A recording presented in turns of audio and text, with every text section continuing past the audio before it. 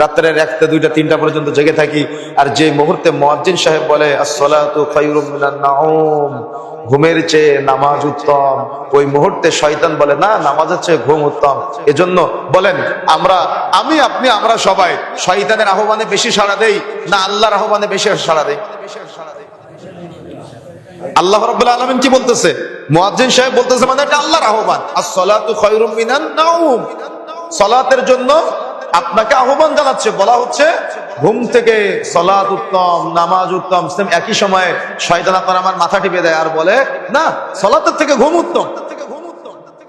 তাহলে আমরা কার আহ্বানে সাড়া দিলাম? শয়তানের না আল্লাহ সুবহানাহু ওয়া তাআলার? কি আল্লাহর আহ্বানে সাড়া দিতে পেরেছে অধিকাংশ মুসলমান?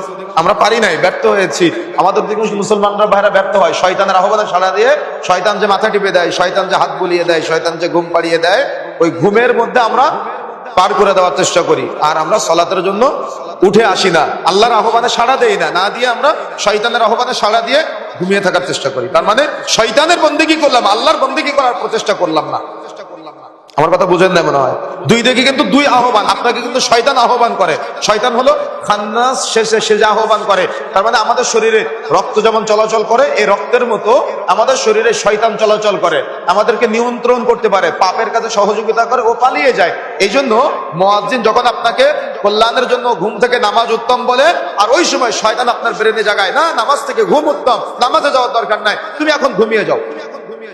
এই জন্য আমাদেরকে চেষ্টা করতে হবে শয়তানের আহ্বানে না, বরং আল্লাহর আহ্বানে সাড়া দেওয়ার জন্য। মনে থাকবে ইনশাআল্লাহ, এই প্রচেষ্টা আমাদের অব্যাহত রাখতে হবে। এখন আসুন, আমাদের প্রথমে আল্লাহর বড়ত্ব, দ্বিতীয়ত আল্লাহ সুবহানাহু ওয়া তাআলাকে মাবুদ হিসেবে, তৃতীয়ত মুহাম্মদ সাল্লাল্লাহু আলাইহি ওয়াসাল্লামকে যারা রাসূল হিসেবে স্বীকৃতি দেয়, নবী হিসেবে স্বীকৃতি দেয়, তাদেরকে কি বলে আহ্বান করা হচ্ছে।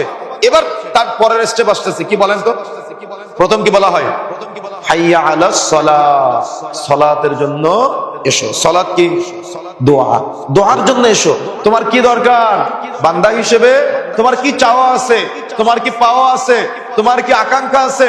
তুমি সালাতে এসো, এসে আমাকে বলো, তোমার সব আহ্বান পূরণ করা হবে। সুবহানাল্লাহ, আল্লাহ সুবহানাহু ওয়া তাআলা আহ্বান করে সালাতের জন্য এসো, দোয়া করার জন্য এসো। কিন্তু আমরা কি সালাতের জন্য আসতে পারি? আমরা কি দোয়া করার জন্য আসতে পারি? আপনি মুয়াজ্জিন সাহেবের আহ্বান মানে আল্লাহর আহ্বানে সাড়া দিয়ে মসজিদ পানে এসে সালাতে দাঁড়িয়ে তাকবীরে তাহরিমা থেকে শুরু করে সালাম ফিরানোর আগ পর্যন্ত আপনার রবের সাথে কথোপকথনের মাধ্যমে যত দোয়া করবেন, এই চমৎকার চমৎকার দোয়াগুলির মাধ্যমে আপনার রবের নৈকট্যশীল বান্দাদের অন্তর্ভুক্ত হতে পারবেন। কিন্তু আমরা মুয়াজ্জিন সাহেবের আহ্বানে সাড়া না দিয়ে শয়তান আমাদের যে আহ্বান করে, ব্যবসা করতে হবে।